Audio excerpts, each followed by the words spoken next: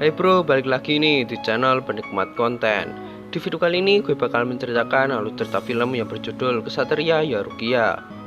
Film ini berasal dari Jepang dan dirilis pada tahun 2015. Film ini menceritakan tentang seorang pemuda mesum yang baru saja pindah sekolah.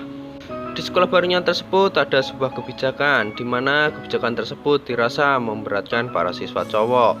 Bagaimanakah kelanjutan filmnya? Yuk, tanpa banyak bacot, langsung saja ke filmnya.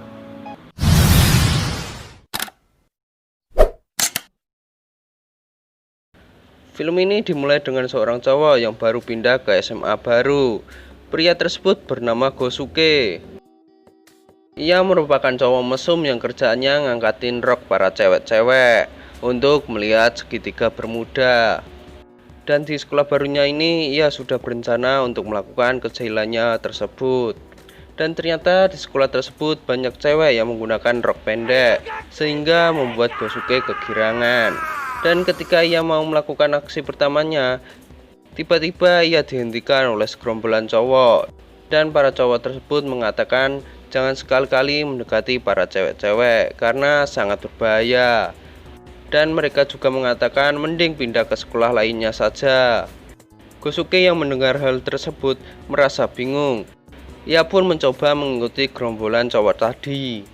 Dan sampailah Gosuke di sebuah ruangan. Dan di dalam ruangan tersebut terdapat gerombolan cowok tadi.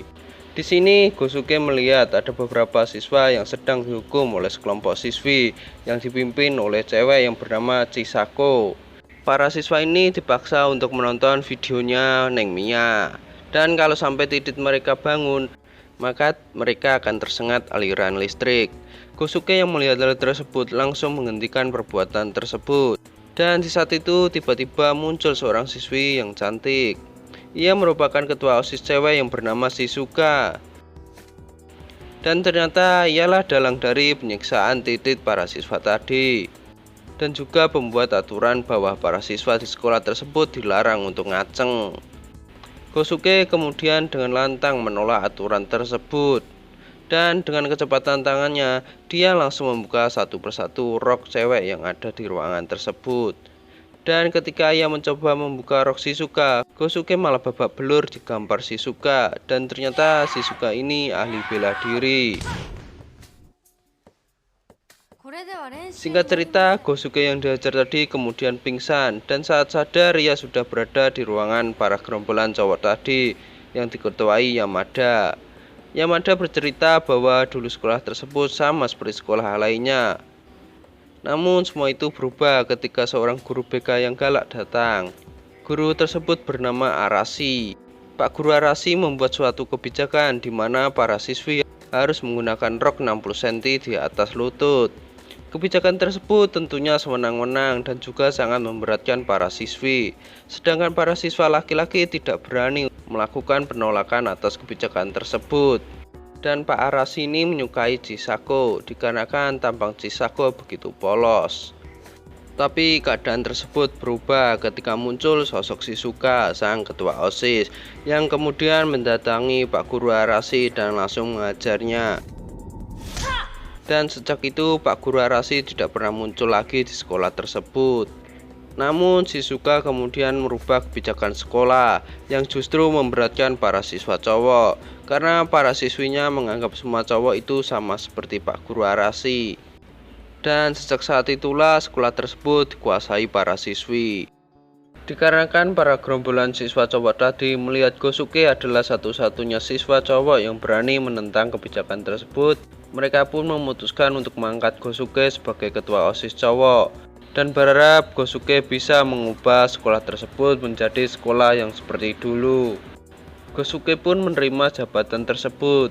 Gosuke pun mulai membuat petisi kepada Shizuka bahwa jika kebijakan tersebut tidak dirubah, maka mulai besok Gosuke dan gengnya akan membuat onar kepada para siswi. Mulai dari mengangkat semua rok para siswi, mengintip para siswi yang sedang mandi, dan menyamar menjadi cewek untuk melihat para siswi ganti baju. Dan semua perbuatan tadi berlangsung selama beberapa hari, yang kemudian membuat Shizuka menjadi tambah marah dengan kelakuan para siswa cowok. Akhirnya Shizuka menantang Gosuke untuk baku hantam. Jika yang menang Shizuka, maka kebijakan tersebut akan tetap sama. Dan jika Gosuke yang menang, kebijakan tersebut bakal dihapus. Tapi Shizuka yang kemudian membuka bajunya dan terlihat dia sedang menggunakan pakaian seksi yang kemudian membuat Gosuke kalah. Tapi bukan dikarenakan kesakitan, melainkan merasa keenakan. Karena kepala Gosuke menyentuh tete Shizuka. Dan tiba-tiba cuaca yang tadinya cerah tiba-tiba berubah menjadi gelap.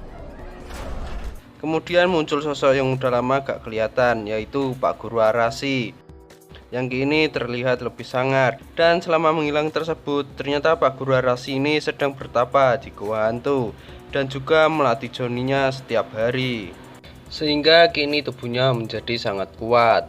Shizuka yang melihatnya kemudian mencoba menyerang Pak Guru Arashi. Namun pukulan dari Shizuka tersebut nggak ngefek ke badan Pak Arashi yang sudah di-upgrade.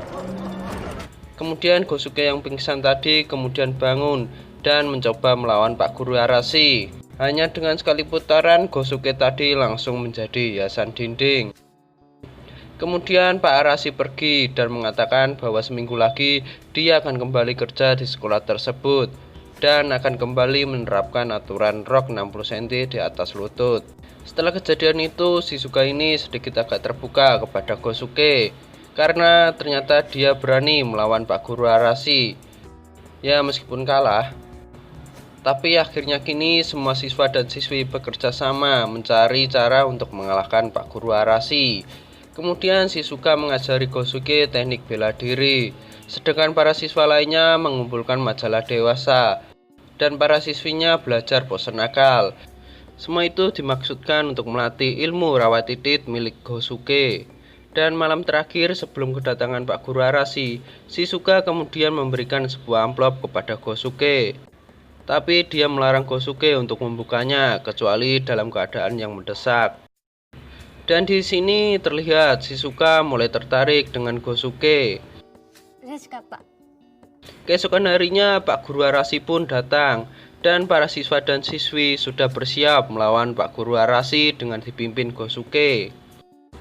Gosuke yang kini siap jiwa dan raga pun dengan keren mencoba menggunakan jutsu ceramah kepada Pak Guru Arashi. Dan hanya dengan sekali pukulan, Gosuke pun terbang melayang.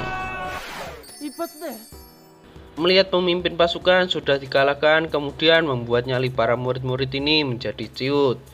Kemudian Pak Guru Arashi mengatakan dia akan memaafkan kejadian hari ini jika Shizuka mau menjadi anjingnya untuk diajak main. Merasa tidak punya pilihan lain, akhirnya Shizuka pun menuruti kemauan Pak Guru Arashi. Namun tiba-tiba Gosuke kembali dan ketika melihat Shizuka dijadikan peliharaan, dia kemudian menjadi marah dan kembali menantang Pak Guru Arashi untuk adu kekuatan. Dan di sini Gosuke menggunakan segel terkutuk milik Orochimaru yang bersumber dari majalah dewasa untuk meningkatkan kekuatannya.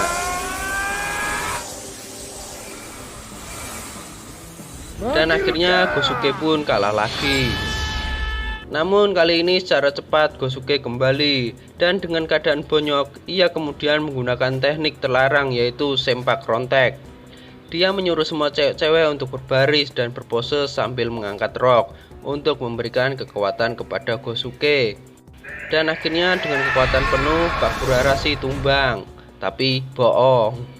Pak Arashi ini bangkit lagi dan langsung melemparkan Gosuke ke tembok.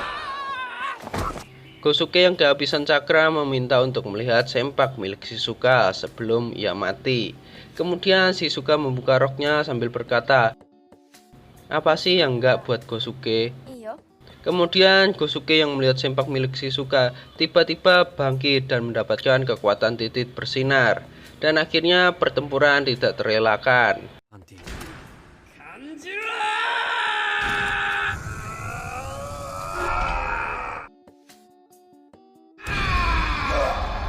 Dan akhirnya pun Pak Guru Arashi benar-benar dikalahkan Gosuke. Waktu pun berlalu, kini sekolah itu telah kembali seperti sekolah pada umumnya. Tapi kemudian Shizuka teringat dengan amplop yang dulu diberikannya kepada Gosuke. Namun Gosuke mengatakan bahwa ia telah menghilangkan amplop tersebut. Shizuka pun bingung dan marah karena sebenarnya isi dari amplop tersebut adalah foto Shizuka tanpa sehelai benang. Mendengar hal itu, Gosuke langsung kegirangan, dan sebenarnya amplop itu masih ada di Gosuke. Dia pun mencoba membuka isinya dan film pun tamat.